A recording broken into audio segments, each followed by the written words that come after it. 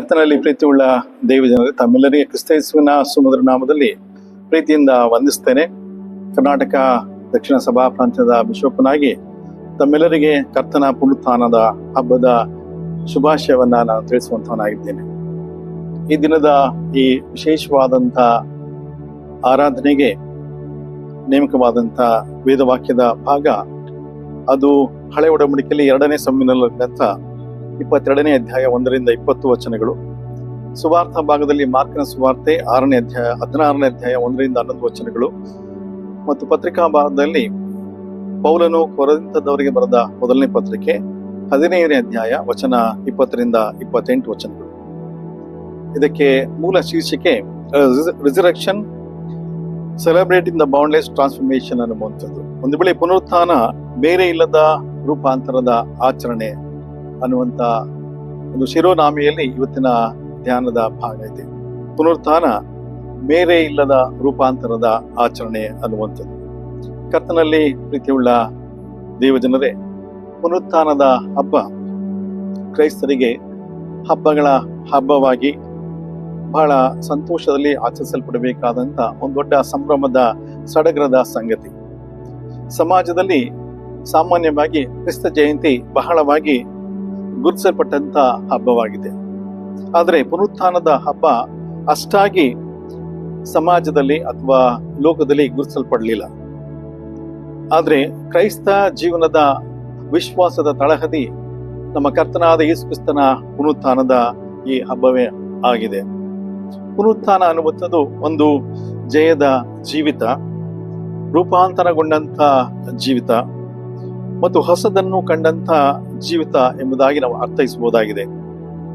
ಭಯ, ನಿರಾಶೆ ಮತ್ತು ನಿರೀಕ್ಷೆ, ಗೊಂದಲದಲ್ಲಿದ್ದಂಥ ಜನರಿಗೆ ಪುನರುತ್ಥಾನ ಹೊಸ ಭರವಸೆಯನ್ನು ಉಂಟು ಮಾಡುವಂಥ ದಿಕ್ಕಿನಲ್ಲಿ ಅದೊಂದು ದೊಡ್ಡ ಆಶಯವಾದಂಥ ಹಬ್ಬವಾಗಿದೆ. ಪುನರುತ್ಥಾನ ಹೊಸ ಜೀವನದ ಅನುಭವವನ್ನ ಇಡೀ ಲೋಕಕ್ಕೆ ನಮಗೆ ನೀಡುವಂಥದ್ದಾಗಿದೆ. ಮರಣದಿಂದ ಜೀವಿತದೆಡೆಗೆ ನಡೆಸಿದಂಥ ಅಥವಾ ಜೀವದ ನಿರೀಕ್ಷೆ ಇದೆ ಎಂಬಂತ ಅರ್ಥವನ್ನ ನೀಡುವಂತ ಪುನರುತ್ಥಾನದ ಹಬ್ಬ. ಯೇಸು ಕ್ರಿಸ್ತನ ಪುನರುತ್ಥಾನದ ಹಿನ್ನೆಲೆಯಲ್ಲಿ ಯೇಸುವಿನ ಜೀವನದ ದೊಡ್ಡ ಕ್ರಿಸ್ತ ಘಟನೆಯ ಹಾದಿಯೇ ಇದರಲ್ಲಿ ಇದೆ. ಲೋಕದ ರಕ್ಷಣೆಯ ಭರವಸೆಯನ್ನ ನಾವು ಇದರಲ್ಲಿ ಕಾಣಬಹುದಾಗಿದೆ. ಮರಣದ ನಂತರದ ಪುನರುತ್ಥಾನವು ಮರಣದ ಉದ್ದೇಶದ ಅರ್ಥೈಸುವಿಕೆಯನ್ನ ಸಾರ್ಥ ಹೋಗುತ್ತದೆ. ಯಾವುದನ್ನು ಮರಣಕ್ಕೆ ಒಪ್ಪಿಸಲಾಯಿತು ಮತ್ತು ಮರಣದ ಮೇಲೆ ಜಯ ಹೇಗೆ ಸಾಧಿಸಲ್ಪಟ್ಟಿದೆ ಎಂಬುದನ್ನ ಪುನರುತ್ಥಾನ ಲೋಕಕ್ಕೆ ಸ್ಪಷ್ಟಪಡಿಸ್ತಾ ಹೋಗ್ತದೆ. ಪ್ರಿಯರೇ, ಯೇಸು ಕ್ರಿಸ್ತನ ಪುನರುತ್ಥಾನ ಒಂದು ವೇಳೆ ನಮ್ಮೆಲ್ಲರಿಗೆ ಹೊಸ ಜೀವನದ ಅನುಭವ ಎಂಬುದಾಗಿ ನಾವು ನಂಬಬೇಕಾಗಿದೆ. ಪುನರುತ್ಥಾನ ಕ್ರೈಸ್ತ ಜೀವನದ ಒಂದು ದೊಡ್ಡ ವಿಶ್ವಾಸದ ತಳಹದಿ ಎಂಬುದಾಗಿ ನಾನು ಆಗ್ಲೇ ಹೇಳಿದೆ. ಈ ವಿಶ್ವಾಸ ನಿರಂತರವಾಗಿ ಲೋಕದಲ್ಲಿ ಸಾರಲ್ಪಟ್ಟಿದೆ. ಆ ತಳಹದಿಯ ಮೇಲೇನೆ ಯೇಸುವಿನ ದೈವತ್ವದ ಚಿಂತನೆಗಳು ಹೊರಬಂದಿದೆ ಅನ್ನುವಂಥದ್ದು. ಇವತ್ತಿನ ವೇದ ಭಾಗದ ಅಧ್ಯಯನದ ಬಗ್ಗೆ ಅಥವಾ ಧ್ಯಾನದ ಬಗ್ಗೆ ನೋಡೋದಾದ್ರೆ, ಒಂದನೇದಾಗಿ ಪುನರುತ್ಥಾನ ಅನ್ನುವಂಥದ್ದು ಜಯದ ಜೀವಿತದ ಆಚರಣೆಯಾಗಿ ನಾವು ಕಂಡುಕೊಳ್ಳಬೇಕಿದೆ. ಹಳೆ ಒಡಂಬಡಿಕೆಯ ಭಾಗದಲ್ಲಿ 2ನೇ ಸಮುವೇಲನ ಗ್ರಂಥದ 22ನೇ ಅಧ್ಯಾಯದಲ್ಲಿ ಬರುವಂತ 1ರಿಂದ 20 ವಚನಗಳಲ್ಲಿ ಒಂದು ವೇಳೆ ಅಲ್ಲಿ ದಾವೀದನ ಆಲೋಚನೆಗಳಿದೆ. ದಾವೀದನ ಒಂದು ಸ್ತುತಿ ಗೀತ ಸಹ ನಾವು ಅಲ್ಲಿ ಓದಬಹುದು. ದಾವೀದ ಆತನ ಜೀವನದಲ್ಲಿ ದೇವರು ಮಾಡಿದಂತಹ ಒಂದು ದೊಡ್ಡ ಕಾರ್ಯವನ್ನ ನೆನಪು ಮಾಡಿಕೊಳ್ತಾನೆ. ಪ್ರಾರಂಭದ ವಚನದಲ್ಲಿ ಯೆಹೋವನು ದಾವೀದನನ್ನು ಎಲ್ಲಾ ಶತ್ರುಗಳ ಕೈಗೂ ಸೌಲನ ಕೈಗೂ ಸಿಕ್ಕದಂತೆ ತಪ್ಪಿಸಿದಾಗ ಅವನು ಯೆಹೋವನ ಘನಕ್ಕಾಗಿ ಈ ಪದ್ಯವನ್ನ ರಚಿಸಿ ಹಾಡಿದ್ದಾನೆ ಎಂಬುದಾಗಿ ಅಲ್ಲಿ ನಾವು ಕಾಣಬಹುದಾಗಿದೆ. ಪ್ರಿಯರೇ, ಒಂದು ವೇಳೆ ದಾವೀದನ ಜೀವನದಲ್ಲಿ ದೇವರ ಕಾರ್ಯ ಬಹಳ ದೊಡ್ಡದಾದಂತ ಕಾರ್ಯ. ನೀವು ಕೀರ್ತನೆಗಳಲ್ಲೂ ಸಹ 16ನೇ ಕೀರ್ತನೆ 10ನೇ ಅಧ್ಯಾಯ ನೀವು ಅದ್ರಲ್ಲಿ ಓದುವಾಗಲೂ ಸಹ ಈ ಪುನರುತ್ಥಾನದ ವಿಚಾರದಲ್ಲಿ ಉಲ್ಲೇಖಗಳನ್ನ ಮಾಡ್ತಾ ಹೋಗ್ತದೆ. ನೀನು ನನ್ನ ಜೀವನವನ್ನ ಪಾತಾಳ ಲೋಕದಲ್ಲಿ ಇರಗೊಳಿಸುವುದಿಲ್ಲ ಅನ್ನುವುದು, ನೀನು ನನ್ನ ಜೀವಾತ್ಮವನ್ನ ಪಾತಾಳ ಲೋಕದಲ್ಲಿ ಇರಗೊಳಿಸುವುದಿಲ್ಲ ಅನ್ನುವಂತ ಮಾತುಗಳು. ಅಂದ್ರೆ ನಮ್ಮನ್ನ ಸಂಕಟದಲ್ಲಾಗ್ಲಿ, ನೋವಿನಲ್ಲಾಗ್ಲಿ, ಅಥವಾ ನಾವು ಕುದ್ದಿ ಹೋದಂತ ಸ್ಥಿತಿಯಲ್ಲಾಗ್ಲಿ ಇರಗೊಡಿಸದ ದೇವರ ಕಾರ್ಯ ನಮ್ಮೊಂದಿಗಿದೆ ಅನ್ನುವಂಥದ್ದು. ದಾವೀದನ ಜೀವನದಲ್ಲಿ ಅಂಥದನ್ನ ನಾವು ಇಲ್ಲಿ ನೋಡ್ಲಿಕ್ಕೆ ಸಾಧ್ಯವಾಗ್ತಿದೆ. ದಾವೀದನಿಗೆ ಮರಣಕರವಾದಂತಹ ಜೀವಿತದಲ್ಲಿ ದೊರೆತ ರಕ್ಷಣೆಯ ಹೊಸ ಅನುಭವದ ಸಂಗತಿ ನಾವಿಲ್ಲಿ ಕಾಣಬಹುದು.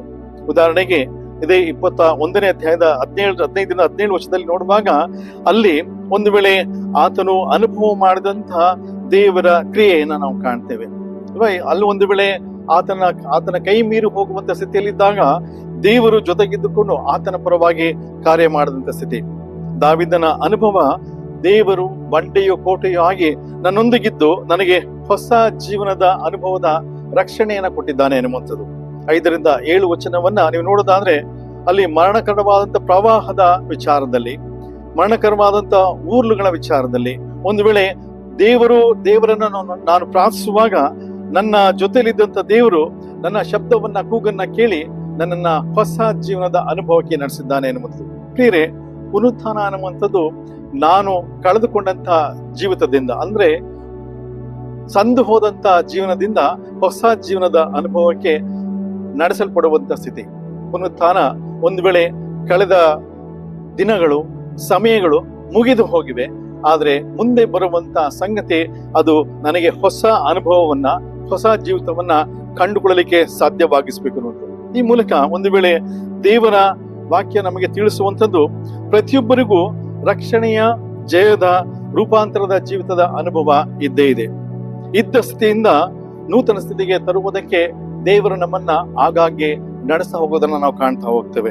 ಪುನರುತ್ಥಾನವು ನೂತನಗೊಂಡಂತ, ರೂಪಾಂತರಗೊಂಡಂತ ಜೀವಿತವನ್ನ ನಮಗೆ ಅನುಭವದ ಮೂಲಕವಾಗಿ ತಿಳಿಸ್ತಾ ಹೋಗ್ತದೆ. ಕಳೆದ 40 ದಿನಗಳ ನಮ್ಮ ಧ್ಯಾನವನ್ನ ನಾವು ಆಲೋಚನೆ ಮಾಡೋಣ. ನಾವು ಶ್ರಮ ದಿನಗಳ ಕಾಲದಲ್ಲಿ ದೇವರಲ್ಲಿ ಅತಿ ಅದ್ಭುತವಾಗಿ ನಮ್ಮ ಆಧ್ಯಾತ್ಮಿಕ ಜೀವಿತವನ್ನ ಕಳೆದಿದ್ದೇವೆ. ನಾವು ಕಳೆದುಕೊಂಡಂತ ಅನೇಕ ಸಂಗತಿಯನ್ನ ದೇವರ ಮುಂದೆ ಇಟ್ಟು ಪ್ರಾರ್ಥನೆ ಮಾಡಿದ್ದೇವೆ. ಒಂದು ವೇಳೆ ನಾವಿದ್ದಂತ ಬಲಹೀನತೆಯ ಸ್ಥಿತಿ ಇರಬಹುದು, ನಾವಿದ್ದಂತ ಬಂಧನದ ಸ್ಥಿತಿ ಇರಬಹುದು, ದೇವರು ಇದರಿಂದ ಹೊರಬರುವಂತ ಮಾರ್ಗಕ್ಕೆ ನಮ್ಮನ್ನು ನಡೆಸುವಂತ ನಾವು ಬೇಡಿರಬಹುದು. ಆದ್ರೆ ಈ ಪುನರುತ್ಥಾನದ ದಿನದಲ್ಲಿ ನಾವು ಎಲ್ಲವನ್ನ ದೇವರಿಗೆ ಒಪ್ಪಿಸಿಕೊಟ್ಟಿದ್ದೇವೆ. ನಂತರದಲ್ಲಿ ನೂತನ ಜೀವಿತದ ಅನುಭವವನ್ನ ಇಂದಿನಿಂದ ಕಾಣಲಿಕ್ಕಿದ್ದೇವೆ ಅನ್ನುವಂತ ಹೆಜ್ಜೆ ಇಟ್ಟು ಮುಂದೆ ನಡೆಯಬೇಕಾದಂತ ಮಾರ್ಗಕ್ಕೆ ಇದು ನಮಗೆ ಸಹಕಾರವಾಗ್ತದೆ. ದಾವೀದನ ಜೀವನದಲ್ಲೂ ಸಹ ಅದೇ, ಆತನು ಅನುಭವ ಮಾಡಿದಂತ ಎಲ್ಲ ಕಹಿ ಘಟನೆಗಳ ಎಲ್ಲ ಅನುಭವವನ್ನ ಬಿಟ್ಟು ಈಗ ನೂತನ ಜೀವನಕ್ಕೆ ದೇವರು ನನ್ನ ನಡೆಸಿದ್ದಾನೆ ಎಂಬುವಂತ ಗೀತವನ್ನ ಆಡುವುದರ ಮೂಲಕ ಈ ಭಾಗದಲ್ಲಿ ನಮಗೆ ಮುಂದೆ ಜಯದ ಜೀವಿತದ ಹಾದಿಯನ್ನ ಕಂಡುಕೊಳ್ಳುವುದಕ್ಕೆ ಮಾರ್ಗ ತೋರಿಸುವಂತದ್ದಾಗಿದೆ. ಎರಡನೇದಾಗಿ ನಾವು ನೋಡುವಾಗ ನಾವು ನೋಡಿದಂತ ಭಾಗ ಮಾರ್ಕನ ಸುವಾರ್ತೆಯಲ್ಲಿ 16ನೇ ಅಧ್ಯಾಯದಲ್ಲಿರುವಂತಹ 1-11 ವಚನಗಳಲ್ಲಿ ಯೇಸು ಪುನರುತ್ಥಾನದ ಮಾತುಗಳ ವಿಚಾರಗಳನ್ನ ಅಲ್ಲಿ ಹೇಳುವಂತ ಕಾಣ್ತೇವೆ. ಪುನರುತ್ಥಾನಗೊಂಡಂತ ಯೇಸುವಿನ ಜೀವನ, ಬೋಧನೆ ಮತ್ತು ಶ್ರಮೆ, ಮರಣ ಮತ್ತೆ ಪುನರುತ್ಥಾನ ಸುವಾರ್ತೆಯ ಒಂದು ರಕ್ಷಣೆಯ ಕೇಂದ್ರವಾದಂತ ವಿಷಯವಾಗಿ ಕಾಣ್ತದೆ. ಪುನರುತ್ಥಾನದ ಹಿಂದೆ ಯೇಸುವಿನ ಜೀವನ ಇದೆ, ಬೋಧನೆ ಇದೆ, ಶ್ರಮೆ ಇದೆ, ಮರಣ ಇದೆ, ಅಕ್ರೂಜೆಯ ರಕ್ತಧಾರೆ ಇದೆ ಎಂಬುದಾಗಿ ನಾವು ಅರ್ಥೈಸ್ತೇವೆ. ಪುನರುತ್ಥಾನದಲ್ಲಿ ಸ್ವಾಮಿ ನಮ್ಮೆಲ್ಲರನ್ನ ಅದರಿಂದ ಹೊರಗೆ ತಂದು, ಎಲ್ಲಾ ಶ್ರಮೆಗಳಿಂದ ಹೊರಗೆ ತಂದು ಜಯದ ಜೀವಿತಕ್ಕೆ ನಮ್ಮನ್ನ ನಡೆಸಿದ್ದಾನೆ ಎನ್ನುವಂಥದ್ದು. ಒಂದು ವೇಳೆ ಪುನರುತ್ಥಾನ ಕೇವಲ ಆಚರಣೆ ಮಾತ್ರ ಅಲ್ಲ, ಅದು ಒಂದು ಕಡೆ ನಿಲ್ಲುವಂಥದ್ದಲ್ಲ, ಮೇನೆಯನ್ನ ದಾಟಿ ಹೋಗ್ಬೇಕು ಅಂತ ಯೇಸುವಿನ ಆಲೋಚನೆಯೇ ಅದು. ಪುನರುತ್ಥಾನದ ನಂತರ ಸೇವೆ ಮುಂದುವರಿಯಬೇಕು ಅನ್ನುವಂಥದ್ದು. ಅದಕ್ಕೆ ಶಿಷ್ಯರಿಗೆ ಹೇಳುವಂಥದ್ದು, ನೀವು ಗಲಿಲಾಯದಲ್ಲಿ ನನ್ನನ್ನ ಸಂಧಿಸುವಿರಿ ಅಂತ. ಅಂದ್ರೆ ನೀವು ಇದ್ದ ಸ್ಥಳದಿಂದ ಹೊರಗೆ ಹೋಗ್ಬೇಕಾಗಿದೆ. ಇಲ್ಲಿ ನನ್ನನ್ನ ದರ್ಶಿಸಿದ್ದೀರಿ, ಅನುಭವ ಮಾಡಿದ್ದೀರಿ, ಈ ಅನುಭವ ಹೊರಗೆ ಹೋಗಿ ಇತರರಿಗೂ ಸಿಗ್ಬೇಕು ಅನ್ನುವಂಥದ್ದು. ಪ್ರಿಯರೇ, ಪುನರುತ್ಥಾನ ನಂಬಿಕೆಯ ಒಂದು ವಿಶ್ವಾಸದ ತಳಹದಿ ಅಂತ ನಾವು ಹೇಳಿದ್ವಿ. ಆದ್ರೆ ಆ ವಿಶ್ವಾಸ ಹೊರಗೆ ಹೋಗದಿದ್ರೆ ಅದು ಸುವಾರ್ತೆ ಆಗ್ಲಿಕ್ಕೆ ಸಾಧ್ಯವಾಗುವುದಿಲ್ಲ. ಇಲ್ಲಿ ನೋಡ್ರಿ, ಅಲ್ಲಿ ಮಾರ್ಕನ ಸುವಾರ್ತೆ 16ನೇ ಅಧ್ಯಾಯದ 6ನೇ ವಚನದಲ್ಲಿ ಹೇಳುವಂತ ಮಾತು, ಬೆರಗಾಗಬೇಡಿರಿ, ಶಿಲುಬೆಗೆ ಹಾಕಲ್ಪಟ್ಟಿದ್ದ ನಜರೇತಿನ ಯೇಸುವನ್ನು ಹುಡುಕುತ್ತಿರಲ್ಲವೇ, ಆತನು ಜೀವಿತನಾಗಿ ಇದ್ದಿದ್ದಾನೆ, ಇಲ್ಲಿ ಇಲ್ಲ, ಆತನನ್ನು ಇಟ್ಟಿದ್ದ ಸ್ಥಳವು ಇದೇ ನೋಡ್ರಿ. ಆದ್ರೆ ನೀವು ಹೋಗಿ ಆತನ ಶಿಷ್ಯರಿಗೂ ಪೇತ್ರನಿಗೂ ಆತ ನಿಮಗೆ ಹೇಳಿದಂತೆ ನಿಮ್ಮ ಮುಂದೆ ಗಲಿಲಾಯ ಹೋಗುತ್ತಾನೆ, ಅಲ್ಲಿ ಆತನನ್ನು ಕಾಣುವಿರಿ ಎಂದು ತಿಳಿಸಿರಿ ಎಂದು ಹೇಳಿದರು ಅಂತ ಅಲ್ವಾ. ಅಲ್ಲಿ ಶಿಷ್ಯ ಒಂದು ವೇಳೆ ಮಹಿಳೆಯರಿಗೆ ಹೇಳುವಂತ ಮಾತು, ಆ ಸ್ತ್ರೀಯರಿಗೆ ಹೇಳುವಂತ ಮಾತು, ಬೆರಗಾಗಬೇಡ್ರಿ, ಆತನು ಎದ್ದಿದ್ದಾನೆ ಎನ್ನುವುದು. ಪ್ರಿಯರೇ, ಯಾವಾಗ ಕ್ರಿಸ್ತನು ಪುನರುತ್ಥಾನಗೊಂಡನೋ ಆಗಲೇ ನಮ್ಮ ವಿಶ್ವಾಸ ದೊಡ್ಡದಾಗಿ ಹರಡಲಿಕ್ಕೆ ಪ್ರಾರಂಭ ಆಗಿದೆ. ಪುನರುತ್ಥಾನ ಅನ್ನುವಂಥದ್ದು ಸುವಾರ್ತೆ ಹೊರಗೆ ಹೋಗ್ಲಿಕ್ಕೆ ನಮಗೆ ಪ್ರೇರೇಪಿಸುವಂತ ಸಂಗತಿ. ಇದ್ದ ಸ್ಥಿತಿಯಿಂದ ಹೊಸ ಜೀವಿತವನ್ನ, ಹೊಸ ಚೈತನ್ಯವನ್ನ ಪಡ್ಕೊಂಡು ಮೇರೆಯನ್ನ ದಾಟಿ ಆ ಪುನರುತ್ಥಾನದ ದೊಡ್ಡ ಘಟನೆಯನ್ನ ಲೋಕಕ್ಕೆ ತಿಳಿಸಲಿಕ್ಕೆ ನಮಗೆ ಒಂದು ವೇಳೆ ಹೊಸ ಹುಮ್ಮಸ್ಸನ್ನ ನೀಡುವಂತ ಸಂಗತಿ. ನಾವು ಮುಂದೆ ಹೋಗಿ ಅದನ್ನ ತಿಳಿಸಬೇಕಾದಂತ ಸಂಗತಿಯನ್ನ ಇಲ್ಲಿ ಹೇಳ್ತಾ ಹೋಗ್ತದೆ.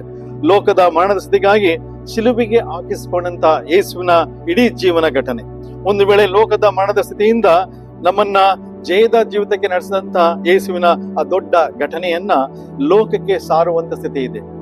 ಒಂದು ವೇಳೆ ಲೋಕಕ್ಕೆ ಇವತ್ತಿನ ದಿನದಲ್ಲಿ ನಾವು ಸಾರುವುದಾದ್ರೆ ಪುನರುತ್ಥಾನವನ್ನ ಹೇಗೆ ಅರ್ಥೈಸ್ಲಿಕ್ಕೆ ಸಾಧ್ಯ? ಪುನರುತ್ಥಾನ ಅಂತಂದ್ರೆ ಹೊಸ ಜೀವವನ್ನ ನೀಡುವಂತ ಶಕ್ತಿ ದೇವರು ನಮಗೆ ಕೊಟ್ಟಿದ್ದಾನೆ. ನಾವು ಅದನ್ನ ಹೊರಗೆ ಮಾಡಿ ತೋರಿಸ್ಬೇಕಾದಂತ ಜವಾಬ್ದಾರಿಕೆ ಇದೆ. ಅದರಿಂದಲೇ ಗಲಿಲಾಯಕ್ಕೆ ಹೋಗಿರಿ ಅಂತಂದ್ರೆ ಗಲಿಲಾಯದಲ್ಲಿ ಇದ್ದಂತ ಯೇಸುವನ್ನ ತಿಳಿಯದ ಜನರಿಗೆ ಪುನರುತ್ಥಾನಗೊಂಡಂತ ಯೇಸುವಿನ ಜೀವನವನ್ನ ಪ್ರಕಟ ಮಾಡುವಂತ ಸ್ಥಿತಿ. ಒಂದು ವೇಳೆ ಅಲ್ಲಿ ಸಾಮಾಜಿಕವಾಗಿ, ಧಾರ್ಮಿಕವಾಗಿ, ಬೌದ್ಧಿಕವಾಗಿ ಅಲ್ಲಿ ಒಂದು ವೇಳೆ ಶೋಷಣೆಯಲ್ಲಿ ಇರೋದಾದ್ರೆ, ಹೋರಾಟದ ಮನಸ್ಥಿತಿಯಲ್ಲಿ ಇರೋದಾದ್ರೆ, ಒಂದು ವೇಳೆ ಅವ್ರಿಗಿದ್ದಂತಹ ದೌರ್ಜನ್ಯದ ಸ್ಥಿತಿಯಿಂದ ಹೊರತರುವಂತ ಪ್ರಯತ್ನಗಳನ್ನ ಈ ಪುನರುತ್ಥಾನದ ಅನುಭವದಲ್ಲಿ ನಾವು ಹೊಂದಿಕೊಂಡು ಅವರನ್ನ ಹೊರಗೆ ತರಬೇಕು ಅನ್ನುವಂಥದ್ದು. ಯೇಸು ಒಂದು ವೇಳೆ ನನ್ನ ನಿಮ್ಮ ಮರಣದ ಸ್ಥಿತಿಯನ್ನು ಆತನು ಅನುಭವಿಸಿದ್ದಾನೆ ಅಂತಂದ್ರೆ ನಮಗೆ ಬರಬಹುದಾದಂತ ಬಂಧನದ ಸ್ಥಿತಿಯನ್ನ ಹೊರಗೆ ತರುವುದರ ಮೂಲಕವಾಗಿ, ಅಥವಾ ನಮಗೆ ಇದ್ದಂತ ಸಂಕಟದ ಸ್ಥಿತಿಯಿಂದ ಹೊರಗೆ ತರುವುದರ ಮೂಲಕವಾಗಿ ತಾನು ಶ್ರಮ ಹೊಂದಿ ಶಿಲುಬೆಯಲ್ಲಿದ್ದಾನೆ ಅಂತ ನಾವು ಹೇಳ್ತೇವೆ.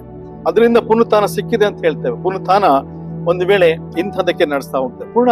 ಪುನರುತ್ಥಾನ ಅನ್ನುವಂಥದ್ದು ಮರಣದಿಂದ ಅಥವಾ ಕಳೆದುಕೊಂಡಂತ ಜೀವನದಿಂದ ನೂತನ ಜೀವನಕ್ಕೆ ನಡೆಸುವಂತಹ ಸಂಗತಿ. ಅದರಿಂದಲೇ ಸಮಾಜದ ಮಧ್ಯದಲ್ಲಿ ನಾವು ಪುನರುತ್ಥಾನಗೊಂಡಂತಹ ಜೀವನದ ಅನುಭವವನ್ನ ನೀಡಬೇಕಾಗಿದೆ. ಪ್ರಿಯರೇ, ಮಿಷನರಿಗಳ ಸೇವೆ ಸಹ ಅಂಥದ್ದೇ. ಯೇಸುವಿನ ವಿಶೇಷವಾದಂತ ಈ ವಿಶ್ವಾಸದ ತಳಹದಿಯನ್ನ ಹೊರ ಲೋಕಕ್ಕೆ ತಂದು ಅವರು ತಲುಪಿಸಿದ್ದಾರೆ. ಎಲ್ಲಿ ಶೋಷಿತ ವರ್ಗ ಇತ್ತು, ಎಲ್ಲಿ ದೌರ್ಜನ್ಯಕ್ಕೆ ಒಳಗಾದಂತ ಸ್ಥಿತಿ ಇತ್ತು, ಯಾವ ಸಮುದಾಯ ನಿರಾಕರಿಸಲ್ಪಟ್ಟಿತ್ತು, ಯಾವ ಸಮುದಾಯ ತನ್ನ ಅಸ್ಮಿತೆಯನ್ನ ಕಳ್ಕೊಂಡಿತ್ತು, ಅಲ್ಲಿ ಜೀವನ ಕಟ್ಟುವಂತ ರೀತಿಯಲ್ಲಿ ಪುನರುತ್ಥಾನದ ಹೊಸ ಜೀವನದ ಅನುಭವವನ್ನ ಅವರು ಹಂಚಿಕೊಂಡಿದ್ದಾರೆ. ನೂತನ ಜೀವನಕ್ಕೆ ಹೊಸ ಕಾರ್ಯಗಳನ್ನ ಒಂದುಗೂಡಿಸುವುದರ ಮೂಲಕ ಪುನರುತ್ಥಾನದ ಕ್ರಿಸ್ತನ ಅನುಭವದ ವಿಶ್ವಾಸವನ್ನ ಲೋಕಕ್ಕೆ ತಲುಪಿಸಿ ನಿಜ ಕ್ರೈಸ್ತರಾಗುವುದಕ್ಕೆ ಅವರು ತಮ್ಮ ವಿಶೇಷವಾದಂತ ಸೇವೆಯನ್ನ ಸಲ್ಲಿಸಿದ್ದಾರೆ. ಬೇರೆ ಪುನರುತ್ಥಾನ ಒಬ್ಬ ವ್ಯಕ್ತಿ ತನ್ನ ಜೀವನದಲ್ಲಿ ನೂತನ ಸ್ವಭಾವದ ಆಚರಣೆಗೆ ನಡೆಸಲ್ಪಡಬೇಕು ಅನ್ನುವಂಥದ್ದು. ಪುನರುತ್ಥಾನ ಅದು ಮೇರೆಯನ್ನ ದಾಟುವುದಾಗ್ಲೇ ಮಾತ್ರವೇ ಅದು ವಿಶ್ವಾಸ ಮತ್ತೊಬ್ಬರಿಗೆ ಯೇಸುವಿನ ಇಡೀ ಜೀವನದ ಘಟನೆಯನ್ನ ನೆನಪು ಮಾಡಿಕೊಂಡು ಅಂಗೀಕರಿಸಿಕೊಂಡು ಸ್ವೀಕಾರ ಮಾಡ್ಲಿಕ್ಕೆ ಸಾಧ್ಯವಾಗಿಸುವಂತ ಸಂಗತಿ. ಅದರಿಂದಲೇ ಪುನರುತ್ಥಾನ ಅನ್ನುವಂಥದ್ದು ಮೇರೆಯನ್ನ ಮೀರಿದ ರಕ್ಷಣೀಯ ಕಾರ್ಯಕ್ಕೆ ಅದು ಒತ್ತು ನೀಡಬೇಕು ಅಂತ. ಆಮೇಲೆ ಇತರರು ಸಹ ರಕ್ಷಿಸಲ್ಪಟ್ಟಂತ ಜೀವನಕ್ಕೆ ನಡೆಸಲ್ಪಡಬೇಕು ಅನ್ನುವಂಥದ್ದೇ ಇಂಥ ನಿಟ್ಟಿನಲ್ಲಿ. ಕೇವಲ ಸುವಾರ್ತೆ ಅಂತಂದ್ರೆ ಯೇಸುವನ್ನ ಮಹತ್ ಕಾರ್ಯದಲ್ಲಿ ಅಥವಾ ಮಾಡಿದಂತ ಅದ್ಭುತ ಕಾರ್ಯದಲ್ಲಿ ಅಥವಾ ಇತರೆ ಕಾರ್ಯದಲ್ಲಿ ನಂಬುವುದು ಮಾತ್ರ ಅಲ್ಲ, ಬದಲಾಗಿ ಯೇಸು ಮಾಡಿದಂತ ಸಮಾಜದ ಮಧ್ಯದಲ್ಲಿ ಮಾಡಿದಂತ ಎಲ್ಲಾ ವರ್ಗದ ಜನರ ಮಧ್ಯೆ ತಾನಿದ್ದುಕೊಂಡು ಮಾಡಿದಂತ ದೊಡ್ಡ ಪುನರುತ್ಥಾನದ ಬಿಡುಗಡೆಯ ಅನುಭವದ ಕಾರ್ಯಗಳನ್ನ ನಾವು ಸಾರಬೇಕಾಗಿದೆ ಅನ್ನುವಂಥದ್ದು. ಪುನರುತ್ಥಾನ ಮೇರೆಯನ್ನ ದಾಟಿ ರಕ್ಷಣೆಯ ಒಂದು ದೊಡ್ಡ ಕಾರ್ಯವನ್ನ ಲೋಕಕ್ಕೆ ತಿಳಿಸಬೇಕಾಗಿದೆ ಅನ್ನುವಂಥದ್ದು. ಮುಂದಿನದಾಗಿ ಪುನರುತ್ಥಾನದ ಅರ್ಥವನ್ನ ಒಂದು ವೇಳೆ ಪೌಲ ಅರ್ಥೈಸುವಂಥದ್ದು 1ನೇ ಕೊರಿಂಥ ಪುಸ್ತಕದಲ್ಲಿ 15ನೇ ಅಧ್ಯಾಯದಲ್ಲಿ 20-28 ವಚನ ನೋಡುವಾಗ ಪುನರುತ್ಥಾನ ಅನ್ನುವಂಥದ್ದು ನಂಬಿಕೆಯ ಸಮುದಾಯದ ಒಂದು ದೊಡ್ಡ ವಿಶ್ವಾಸದ ತಳಹದಿ. ಒಂದು ವೇಳೆ ಯಾರು ನಂಬಿದ್ದಾರೋ ಅವರಿಗೆ ಅದು ಪ್ರಯೋಜನವಾಗಬೇಕು ಅನ್ನುವಂಥದ್ದು ಆತನ ಹೇಳ್ತಾ ಹೋಗ್ತಾನೆ. ಇಲ್ಲಿ ಮರಣವು ಕಡೆ ಶತ್ರುವಾಗಿ ಅದು ನಿವೃತ್ತಿ ಆಗ್ತದೆ. ಅಂದ್ರೆ ನಮ್ಮಲ್ಲಿದ್ದಂತ ಹಳೆಯ ಸ್ವಭಾವಗಳು ಅದು ನಿವೃತ್ತಿ ಆಗಿದೆ. ಯೇಸುವಿನ ಪುನರುತ್ಥಾನದ ಮೂಲಕವಾಗಿ ಹೊಸ ಜೀವನದ ಅನುಭವ ನಮಗೆ ಸಿಕ್ಕಿದೆ. ಆ ಅನುಭವದ ಮೇಲೆ ನಾವು ಜೀವಿತವನ್ನ ವಿಶ್ವಾಸದಲ್ಲಿ ಕಟ್ಟುತ್ತಾ ಹೋಗ್ಬೇಕು ಅನ್ನುವಂಥದ್ದು. ಪೌಲನ ಪ್ರಶ್ನೆ, ಯಾಕೆ ಜೀವದ ಭಯದಿಂದ ಇದ್ದೇವೆ ಅನ್ನುವಂಥದ್ದು. 15ನೇ ಅಧ್ಯಾಯದ 30ನೇ ವಚನ ಆತನ ಹೇಳುವಂಥದ್ದು, ನಾವು ಸಹ ಪ್ರತಿ ಗಳಿಗೆಯಲ್ಲೂ ಯಾಕೆ ಜೀವ ಭಯದಿಂದ ಇದ್ದೇವೆ. ಸಹೋದರರೇ, ನಮ್ಮ ಕರ್ತನಾದ ಕ್ರಿಸ್ತ ಯೇಸುವಿನಲ್ಲಿ ನಿಮ್ಮನ್ನು ಕುರಿತು ನನಗಿರುವ ಎಚ್ಚರದ ಮೇಲೆ ಆಣೆ ಇಟ್ಟು ನಾನು ದಿನಾಲೂ ಸಾಯುತ್ತಲಿದ್ದೇನೆ ಎಂದು ಹೇಳುತ್ತೇನೆ ಅಂತ. ನಾವು ಪ್ರತಿ ದಿನವೂ ಯಾಕೆ ಜೀವ ಭಯದಿಂದ ಇದ್ದೇವೆ ಅಂತ. ಅಂದ್ರೆ ಮರಣದ ಸ್ಥಿತಿಯಲ್ಲಿ ಯಾಕೆ ಇದ್ದೀರಿ, ಹೊರಗೆ ಬನ್ರಿ ಅಂತ ಅಲ್ವಾ. ನಿಮಗೆ ಕ್ರಿಸ್ತನ ವಿಶ್ವಾಸದ ಹೊಸ ಜೀವನದ ಅರ್ಥ ನಿಮಗೆ ಸಿಗಲಿದೆ. ಅದರಿಂದ ಹೊರಗೆ ಬನ್ನಿ. ಯಾರು ಕ್ರಿಸ್ತನನ್ನ ನಂಬಿ ಆತನ ಸೇವೆಯ ಹಾದಿಯನ್ನ, ಜೀವನದ ಹಾದಿಯನ್ನ ಅನುಭವ ಮಾಡಿ ತನ್ನದನ್ನಾಗಿ ಸ್ವೀಕಾರ ಮಾಡ್ತಾನೋ ಆತನು ನಿಜವಾದಂತ ರೂಪಾಂತರದ ಜೀವಿತವನ್ನ ಪಡ್ಕೊಳ್ಳಲಿಕ್ಕೆ ಸಾಧ್ಯವಾಗ್ತದೆ. ತನ್ನ ಜೀವನದಲ್ಲಿ ಕ್ರಿಸ್ತನನ್ನ ಆಚರಿಸಲಿಕ್ಕೆ ಸಾಧ್ಯವಾಗ್ತದೆ. ಕ್ರಿಸ್ತನ ಜೀವನವನ್ನ, ಬೋಧನೆಯನ್ನ ಆಚರಣೆ ತರಲಿಕ್ಕೆ ಸಾಧ್ಯವಾಗ್ತದೆ. ಅದಕ್ಕೆ ಹೇಳ್ತಾನೆ, ನೀವು ಮೋಸ ಹೋಗ್ಬೇಡ್ರಿ, ನಾಳೆ ಸಾಯಿತು ಎಲ್ಲ, ಮೋಸ ಹೋಗಬೇಡ್ರಿ. ದುಸ್ಸಹವಾಸವು ಸದಾಚಾರವನ್ನು ಕೆಡಿಸ್ತದೆ. ಇಂಥ ಅಮಲಿನಿಂದ ಎಚ್ಚೆತ್ತು ನೀತಿವಂತರಾಗಿ ಪಾಪವನ್ನು ಬಿಟ್ಟು ಬಿಡಿರಿ. ಕೆಲವರಿಗೆ ದೇವರ ವಿಷಯದಲ್ಲಿ ಜ್ಞಾನವೇ ಇಲ್ಲ, ನಿಮಗೆ ನಾಚಿಕೆ ಹುಟ್ಟಬೇಕೆಂದು ಇದನ್ನ ಹೇಳುತ್ತೇನೆ ಅಂತ ಆತನ ಹೇಳುವಂತ ಮಾತು. ಮೋಸ ಹೋಗಬೇಡ್ರಿ ಅಲ್ವಾ, ಸದಾಚಾರವನ್ನ ನೀವು ಇಟ್ಕೊಳ್ರಿ ಅಂತ ಅಲ್ವಾ. ನೀವು ಒಂದು ವೇಳೆ ಮರಣಕ್ಕೆ ಒಪ್ಪಿಸಲ್ಪಟ್ಟ ಸ್ಥಿತಿಯಲ್ಲಿರೋದಾದ್ರೆ ನಿಮ್ಮನ್ನ ನೀವು ಮೋಸಪಡಿಸ್ಕೊಳ್ತಾ ಇದ್ದೀರಿ ಅಲ್ವಾ. ನೀತಿವಂತಿಕೆಯ ಜೀವಿತವನ್ನ ಕಳೆದುಕೊಳ್ತಾ ಇದ್ದೀರಿ. ನೀವು ಒಂದ್ ವೇಳೆ ಸದಾಚಾರವನ್ನ, ನಿಮ್ಮಲ್ಲಿಂದ ಇರುವಂತ ಸದಾಚಾರವನ್ನ ಕೆಡಿಸಿಕೊಳ್ತಾ ಇದ್ರಿ ಅಂತ. ಇಂಥ ಅಮಲಿನಿಂದ ಎತ್ತೆಚ್ಚಿಕೊಂಡು ಒಂದು ವೇಳೆ ನೀತಿವಂತರಾಗಿ ಪಾಪವನ್ನ ಬಿಟ್ಟು ಬಿಡಿರಿ ಅಲ್ವಾ. ನಾವು ಎಚ್ಚೆತ್ತುಕೊಳ್ಳುವಂತ ಜೀವನಕ್ಕೆ ಪುನರುತ್ಥಾನ ನಡೆಸಲಿದೆ. ಪ್ರಿಯರೇ, ಮರಣದ ಸ್ಥಿತಿಯಿಂದ ಹೊರಬಂದು ನಾವು ಎಚ್ಚೆತ್ತು ಜೀವಿಸಬೇಕನ್ನುವಂಥದ್ದು ಪೌಲನ ಚಿಂತನೆ. ನೀತಿವಂತರಾಗಿ ಪಾಪವನ್ನ ಬಿಟ್ಟು ಬಿಡೋದಕ್ಕೆ ಕರೆ ನೀಡ್ತಾ ಹೋಗ್ತದೆ. ಒಂದು ವೇಳೆ ನಾವು ನೀತಿವಂತರಾಗುವುದು ಅಂತಂದ್ರೆ ಹೊಸ ಜೀವನದ ಅನುಭವವನ್ನ ಹೊಂದಿಕೊಳ್ಳುವಂಥದ್ದು. ಪಾಪವನ್ನ ಬಿಟ್ಟು ಬಿಡುವುದು ಅಂತಂದ್ರೆ ಮರಣದ ಜೀವಿತವನ್ನ ಬಿಟ್ಟು ಹೊಸ ಜೀವನಕ್ಕೆ ನಡೆಸಲ್ಪಡಬೇಕು ಅನ್ನುವಂಥದ್ದು. ಪುನರುತ್ಥಾನ ಮೇರೆ ಇಲ್ಲದ ರೂಪಾಂತರದ ಆಚರಣೆ ಅನ್ನೋದಾದ್ರೆ ನಮ್ಮಲ್ಲಿ ಅಂತ ಎಲ್ಲಾ ಸಂಗತಿಗಳನ್ನ ದಾಟಿ ಮುಂದೆ ಬರಬೇಕಾದಂತ ಜವಾಬ್ದಾರಿಕಿದೆ. ಪುನರುತ್ಥಾನವನ್ನ ಅರ್ಥೈಸಿಕೊಳ್ಳಬೇಕಾದಂತ ದೊಡ್ಡ ಆಲೋಚನೆಯಲ್ಲಿ ನಾವು ನಡೆದುಕೊಳ್ಬೇಕಿದೆ. ಅದನ್ನ ಆಚರಿಸುವಂತ, ಪ್ರಚುರಪಡಿಸುವಂತ ದೊಡ್ಡ ಕಾಯಕಕ್ಕೆ ನಮ್ಮನ್ನು ತೊಡಗಿಸಿಕೊಳ್ಬೇಕಿದೆ. ನಾವು ಕಳೆದ 40 ದಿನದ ನಮ್ಮ ಈ ಆಧ್ಯಾತ್ಮಿಕ ಆದಿಯಲ್ಲಿ ನಾವು ಒಂದಲ್ಲ ಒಂದು ವಿಧದಲ್ಲಿ ದೇವರ ಮುಂದೆ ನಮ್ಮನ್ನ ಒಪ್ಪಿಸಿಕೊಟ್ಟಿದ್ದೇವೆ. ನಮಗೆ ಶ್ರಮೆ ಇರಬಹುದು ಅಥವಾ ನೋವಿರ್ಬೋದು, ನಮ್ಮಲ್ಲಿದ್ದಂತಹ ಅನೇಕ ರೀತಿಯ ವಿವಿಧ ಆಲೋಚನೆಗಳಿರ್ಬೋದು. ದೇವರ ಮುಂದೆ, ದೇವರೇ ನಾನು ಇದನ್ನ ಒಪ್ಪಿಸಿಕೊಡ್ತೇನೆ ಸ್ವಾಮಿ, ನೂತನ ಈ ಆರಂಭದ ಸಮಯದಲ್ಲಿ ಅಥವಾ ಪುನರುತ್ಥಾನದ ಆರಂಭದ ದಿನದಲ್ಲಿ ನಾನು ನೂತನ ಮಗನಾಗಿ ಮಗಳಾಗಿ ನೀನಲ್ಲಿ ಇರುವಂತ ಆಚರಣೆಗೆ ನಾನು ನಡೆಸ್ಕೊಳ್ತೇನೆ ಅಲ್ವಾ. ಒಂದು ವೇಳೆ ಆಚರಣೆ ಅಂತಂದ್ರೆ ನಮ್ಮನ್ನ ನಾವು ತೊಡಗಿಸಿಕೊಳ್ಳುವಂತ ಒಂದು ಕಾರ್ಯ.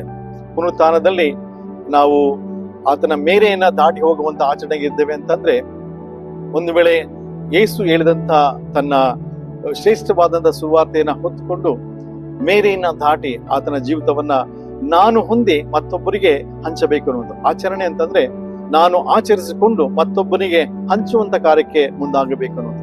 ಅಂಥದಕ್ಕೆ ದೇವರು ನಮ್ಮನ್ನ ನಡೆಸಿ ಈ ವರ್ಷದ ಪುನರುತ್ಥಾನದ ಹಬ್ಬ ನಿಮ್ಮ ಜೀವನದಲ್ಲಿ ಹೊಸತನ ತರಲಿ, ನೂತನ ಸ್ವಭಾವವನ್ನ ಹುಟ್ಟಿಸ್ಲಿ. ಪುನರುತ್ಥಾನಗೊಂಡಂತ ಕರ್ತನು ನಿಮ್ಮ ಜೀವನದಲ್ಲಿ ರೂಪಾಂತರಕ್ಕೆ ನಡೆಸಲಿ. ನಿಮ್ಮೆಲ್ಲಾ ಕಷ್ಟ ಸಂಕಟಗಳನ್ನ, ನೋವುಗಳನ್ನ ಪರಿಹರಿಸಿ ಸಮಾಧಾನದಲ್ಲಿ ಲೋಕದಲ್ಲಿ ಮುಂದಿನ ಜೀವನವನ್ನ ಕಾದುಕೊಳ್ಳಲಿಕ್ಕೆ ಸಹಾಯ ಮಾಡಲಿ ಎಂಬುದಾಗಿ ದೇವರಲ್ಲಿ ಪ್ರಾರ್ಥನೆ. ದೇವರು ಈ ವಾಕ್ಯವನ್ನು ಆಶೀರ್ವದಿಸಿ ನಡೆಸಲಿ. ಆಮೇನ್. ಪ್ರಾರ್ಥನೆ ಮಾಡೋಣ. ಕೃಪೆಯುಳ್ಳ ನಮ್ಮ ತಂದೆಯಾದ ದೇವರೇ, ನಿನ್ನ ಪುನರುತ್ಥಾನದ ಈ ದಿನಕ್ಕಾಗಿ ನಾವು ಸ್ತೋತ್ರ ಸಲ್ಲಿಸ್ತೇವೆ. ನಿನ್ನ ಜಯದ ಜೀವಿತವನ್ನ ನಾವು ಆಚರಿಸಿಕೊಳ್ಳಲಿಕ್ಕೆ ದೇವರೇ, ನಾವು ಮೇರೆಯನ್ನ ದಾಟಿ ನೀನು ಅನುಗ್ರಹಿಸಿದಂತ ರೂಪಾಂತರದ ಜೀವಿತವನ್ನ ಹಂಚಿಕೊಳ್ಳಲಿಕ್ಕೆ ಸಹಾಯ ಮಾಡು ಸ್ವಾಮಿ. ದೇವರೇ, ನಾವು ನಂಬಿಕೆಯಲ್ಲಿ, ನಮ್ಮ ಸಮುದಾಯದಲ್ಲಿ ವಿಶ್ವಾಸದಲ್ಲಿ ಬಲ ಹೊಂದಿ ನಿನ್ನ ವಿಶ್ವಾಸವನ್ನ ನಾವು ಹೊರಗೆ ಹಂಚಿಕೊಂಡು ನಿನ್ನನ್ನ ಪ್ರಚುರಪಡಿಸಲಿಕ್ಕಾಗುವಂತೆ ನಮ್ಮನ್ನು ಸಿದ್ಧ ಮಾಡು ಸ್ವಾಮಿ. ದೇವರೇ, ನಾವು ಬಲಹೀನರು, ನಮಗೆ ಬಲ ತುಂಬು. ನಾವು ಅಶಕ್ತರು, ನಮಗೆ ಶಕ್ತಿ ತುಂಬು ಸ್ವಾಮಿ. ನಿನ್ನಲ್ಲಿ ಬಲ ಹೊಂದಿ ರೂಪಾಂತರಗೊಂಡಂತಹ ಜೀವಿತವನ್ನ ಕಾದುಕೊಳ್ಳಲಿಕ್ಕೆ ನಮಗೆ ಸಹಾಯ ಮಾಡು. ಯೇಸುವಿನ ನಾಮದಲ್ಲಿ ಪ್ರಾರ್ಥನೆ ಬೇಡಿದ್ದೇವೆ ನಮ್ಮ ತಂದೆಯೇ, ಆಮೇನ್. ಧನ್ಯವಾದಗಳು ಎಲ್ಲರಿಗೆ.